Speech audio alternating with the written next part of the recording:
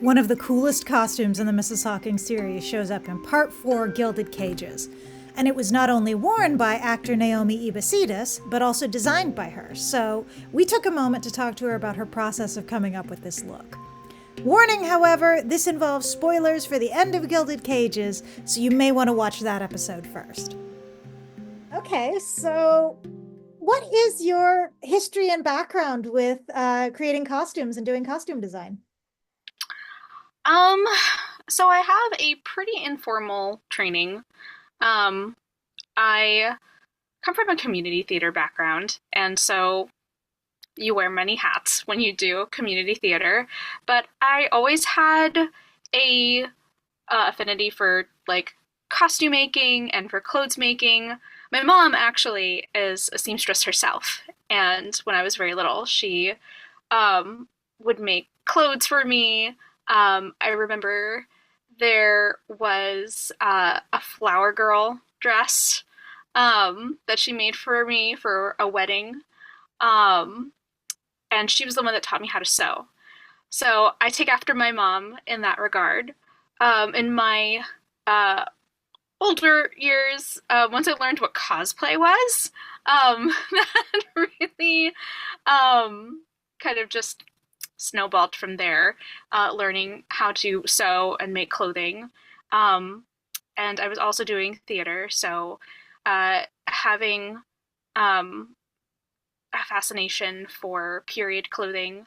Actually, one of the core memories I have about that was when I was working with American Girl.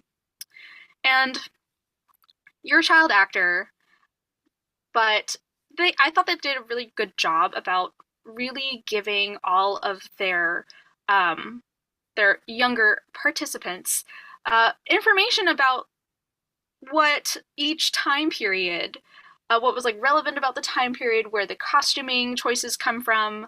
So there were actually a lot of materials and a lot of learning from American Girl, particularly about the Victorian era, because Samantha is from the late Victorian era. So I remember a lot of just like learning about all of the different, um, like the different periods, the styles. Um, like for example, in Kit's time, the flour sacks were often made out of cotton, printed cotton, and so a lot of families and women would then take flour sacks and make clothing out of them because it was the Great Depression, so they reused everything that they could. Um, so that was like another like fun thing. But lots of like bits and pieces throughout my life that have kind of like led to me doing costuming. Um, and I enjoy it. It's a hobby of mine. Very cool.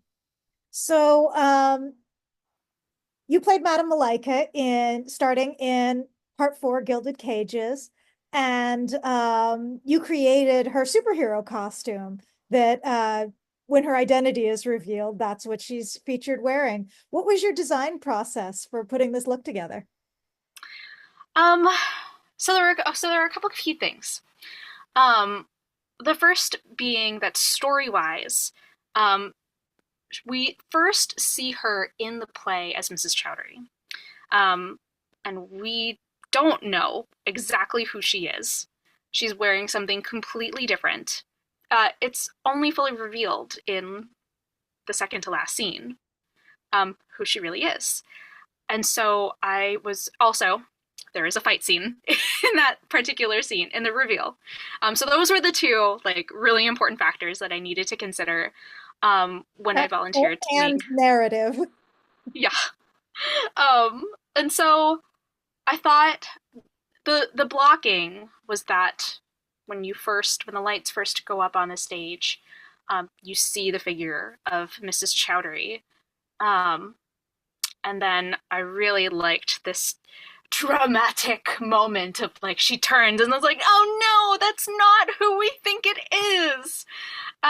So when one of the biggest things about this costume is that from the back, the silhouette is almost exactly Mrs. Chowdhury's dress.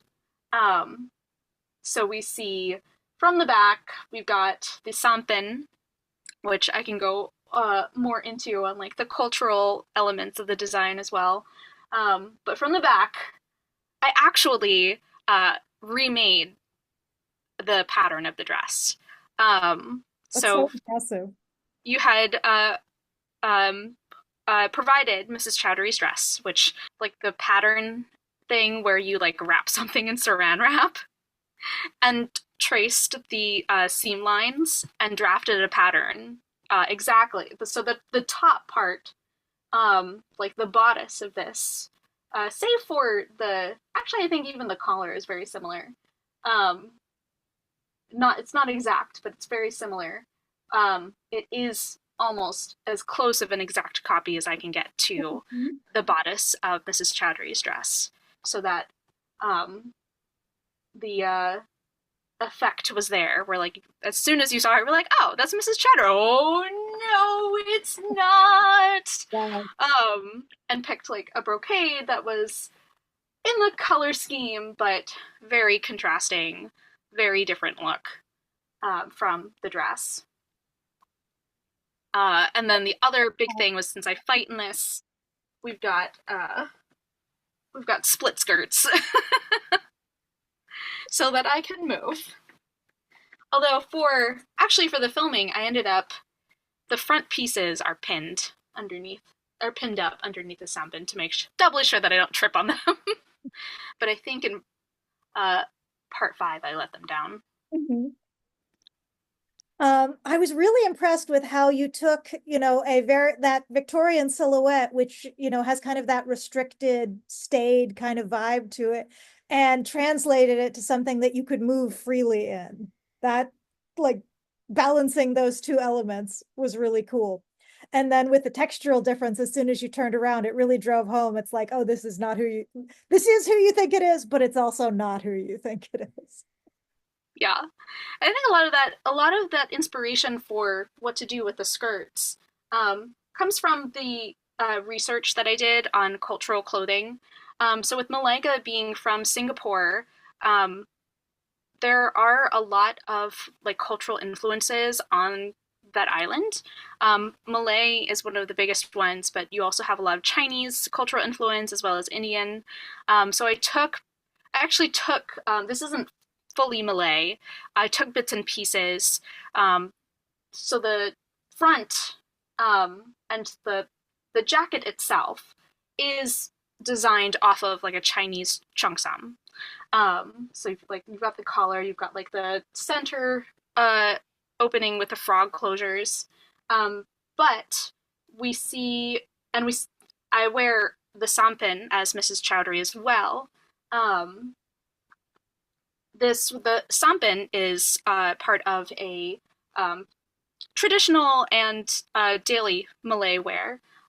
It can be worn by both men and women. Um, Usually, it's worn by men. And the thing about the sampan is that there are different ways to wear it and to tie it.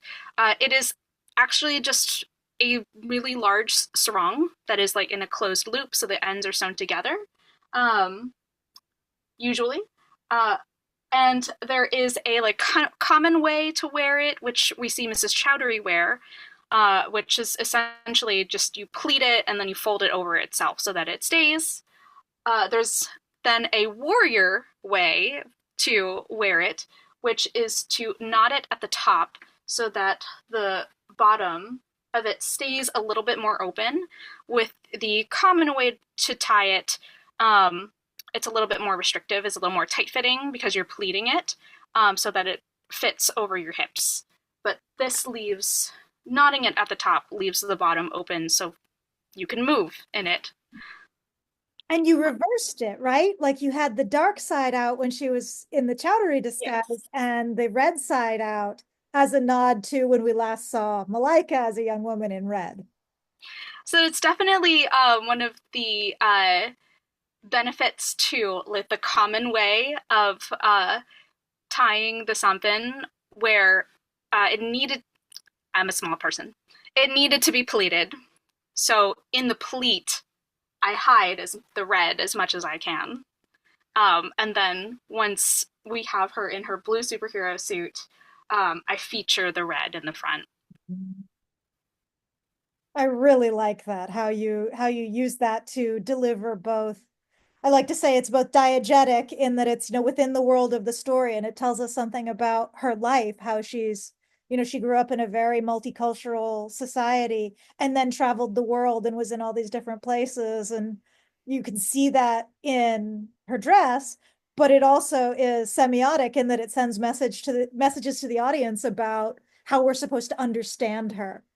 And that, to me, that's the best way you can use costuming, when you blend those two so well.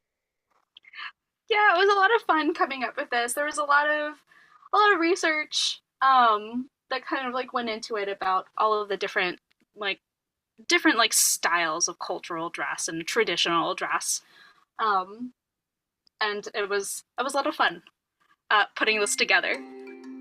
And you can watch all of Gilded Cages here on our YouTube channel at Mrs. Hawking.